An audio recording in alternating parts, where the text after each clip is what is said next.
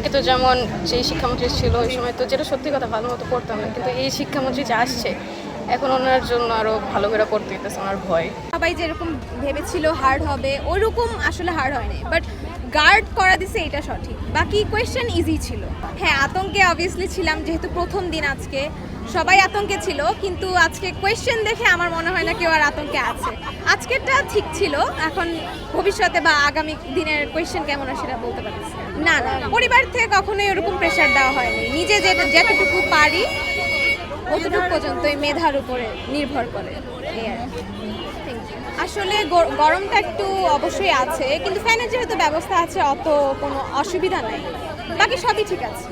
প্রস্তুতি মোটামুটি ভালোই। বাকি ওই যে ম্যাথ নিয়ে সবাই ভয় করে, এখন ম্যাথ পরীক্ষা হওয়ার পর বাকি সব নির্দ্বিধায় দিতে পারবো। ম্যাথ নিয়ে কেন ম্যাথ জিনিসটাতে আসলে সব শিক্ষার্থী, শুধু আমি না, আমি জানি সবাই, শুধু টপাররা বাদে, এমন টাইপ একটা ঘটনা। এখন ম্যাথ যেহেতু কড়া গার্ড দিতেছে, এখন ম্যাথটাই একটা ভয়ের বিষয়।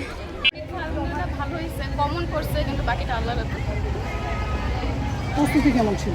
প্রস্তুতি আলহামদুলিল্লাহ ভালোই ছিল, আগের তুলনায় অনেক ভালো ছিল, কারণ একটাই ভয় ছিল যে নতুন শিক্ষামন্ত্রী আসছে তারই ভয় ছিল।